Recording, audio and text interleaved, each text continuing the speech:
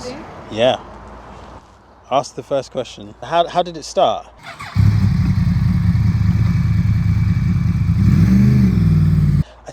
I think this project started when you were like, can you do my full license? And I was like, yeah, of course I can do full license. And then you were like, what if we did it on my own bike? Is that possible? Or rewind even further. Okay, yeah. So I wanted to film my experience of getting a full bike license for my YouTube channel. So I turned up to do a CBT with you with all the cameras and the gear. Yeah. Yeah. You were like, I know you from somewhere. Yes. And then it took you a little while to work it out. I was like, I'm just going to leave it. I'm just going to leave it at that. That's cool. And then you worked it out maybe like after we'd done a little quick classroom session. Yeah. You were like, oh, you're that guy that does driving lessons. Yeah, I did. I expect you to be ace at this now. So you gave me some hard stuff on like the theory side. And I was like, yeah, I got this. Theory's my bag. I've read the highway codes. And then we went out and did the slow speed maneuvers. I was less ace at that. And you've worked on it even more. In my own time, yes. I've done a lot of practice, especially on this bike, doing slow speed stuff. I've got a little bit of private garage space that's off-road, so I can ride it. Actually, I've got another bike in the MT, Yamaha 125, which I've been riding almost a year now. So I'm quite confident on the road on two wheels. I'm quite confident doing slow speed stuff, transferring that onto this. And do you think if you were to just go CBT straight into a big bike, do you think that would be good or bad? Well, actually, when you did my CBT, after we'd done some slow speed stuff on a 125, you were like, I've got something for you.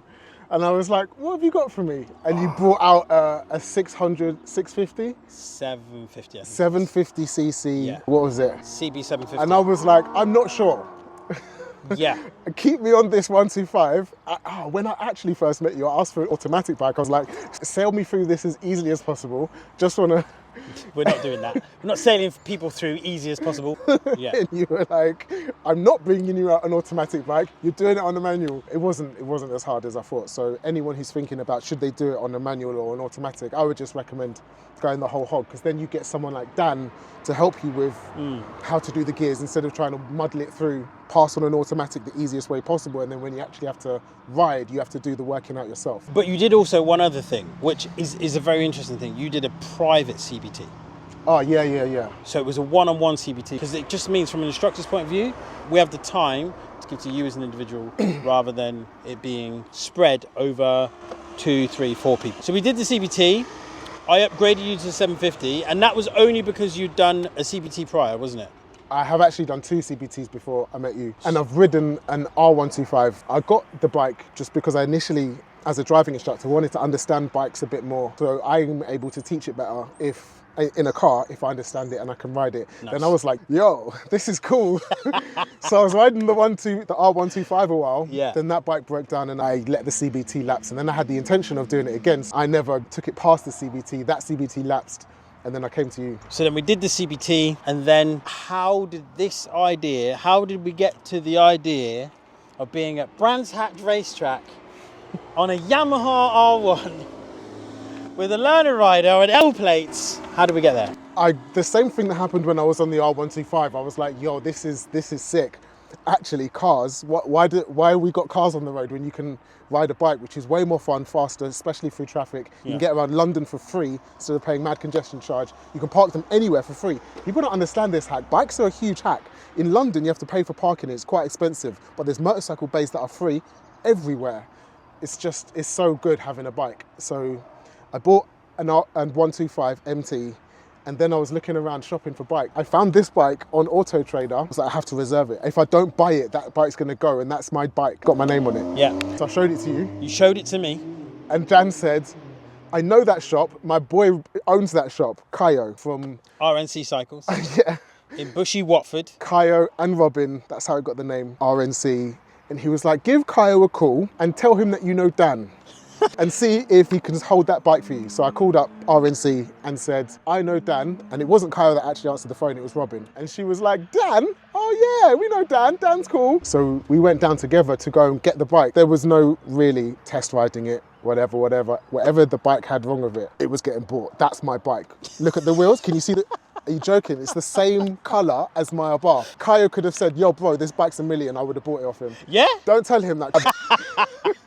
Keep that in. Kaya, if you get an MT10 that's got these wheels, I'm having it. Don't test him because he'll call you up. He'll call you and say he's got it in the shop. Actually, when we went to his shop, he's got a huge warehouse, so many bikes. And I was like, I want that one, I want that one, I want that one. I want a Ducati as well now, just because of Kaya. He will show you around the whole shop. And Kaya's not the kind of person that's like, if you go to a car dealership and it's like, oh, I'm getting sold by a salesman. Kaya isn't trying to sell you the bikes. He just wants to show you them all because he loves them all. We went there, we looked at the bike. I couldn't test ride it because don't have the right credentials. Dan rode it and it sounded sick. I was following behind on my MT. I was like, yeah, that's the bike. We took it home in Dan's van and it sat in my garage. This is the most painful thing in the world. It sat in my garage for like 6 months now. The bike looks at me and it says, ride me. And I'm like, I can't, don't tempt me, I will.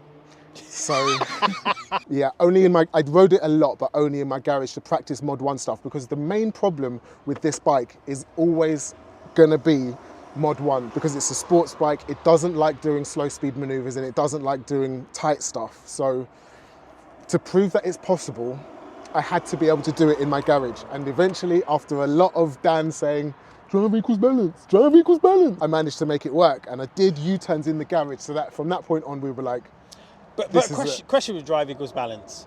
Does it work? Drive does equal balance. If you keep the drive, you always have the balance. And yeah, it's frustrating because it's like, I know, I'm trying. Drive equals balance. I'm trying. I'm not 100%, I'm not gonna lie, but I'll be able to, I'm more confident now with a little bit more practice and input from Dan, because, put your fingers in yours. Dan's a sick instructor, honestly. So to get this project to life, firstly, we need to talk about insurance, wasn't it? Yeah, that was tricky. So that was a huge stumbling block. I spent a long time looking for insurance for this bike as a learner.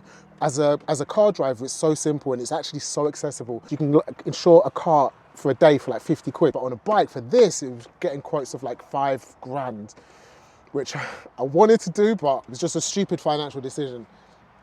This is a stupid financial decision anyway. So I spoke to my boss at Pastmasters, big up Pastmasters, and he's very forward thinking, and he was like, I think we might be able to do this in this configuration with an instructor on your own bike. It's doable. It's very doable. It's doable. Okay, so if you have an interesting bike, if you have an interesting story, look down below, find my email, okay? Email me what bike you've got, and let's see if we can take you to test. Let's do something really cool. A lot of people have come together and helped with this. Yeah, Andy at Pastmasters, Kyle and Robin at RNC. Yeah. The boys at Macna sorted us out. Yes. Chiggy. Oh, yeah? Yeah. The buzz around the project is because people are interested in this. Every time we ride down the street, and there's L plates on an R1, people are like, there's L plates on an R1. And it's like, there's L plates on an R1. And they're like, there's L plates on an R1. We went to Bike Shed. Yes. And like, people were so confused. And like, everyone wanted to know what we were doing, ask questions. It's nice that people are behind it. People are concerned because Mod 1, but exiting Bike Shed and there's like 3 people filming, and then put an Instagram story up and they're like, oh, yeah, this was what was going on, is you. Okay, cool. And I appreciate everyone that's sending love and encouragement.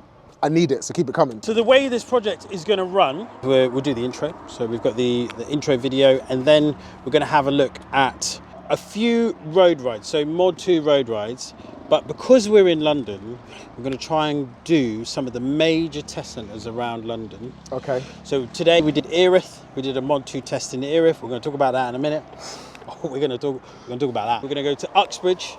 We're going to do a bit of West London. And also on Saturday, we're going to be having a look at Mod 1. So we're going to be going to Uxbridge Test Centre. We're going to have the speed trap there. We're going to have the whole layout. Into the test centre? Into the test centre. Without examiners? Without examiners. You get access to the test centre? We get access to the test centre. Is that a Pastmasters hack? That's a Pastmasters hack. Okay. Yeah. Now that's valuable because Mod 1 setup in a school is very different from what I now know in an actual test centre, with the big sweeping corner, the speed trap, everything else. Having that super valuable. Yeah.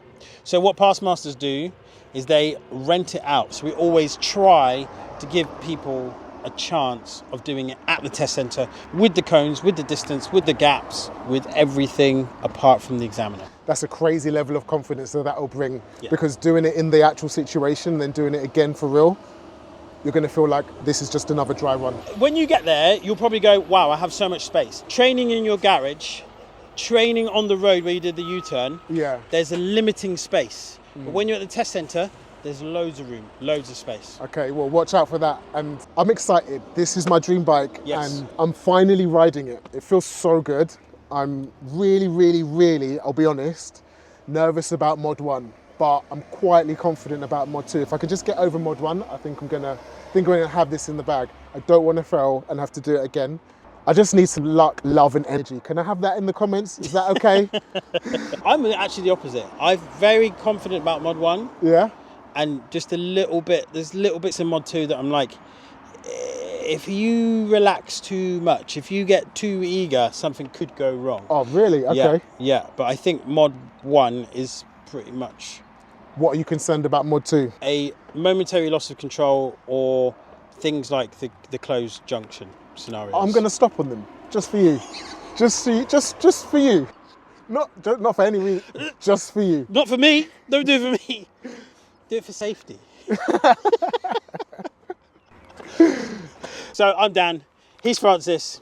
This is Drive Equals Balance with Drive School TV, doing your Mod 1 and Mod 2 on a Yamaha R1 2026. They said it couldn't be done. Here to prove them wrong.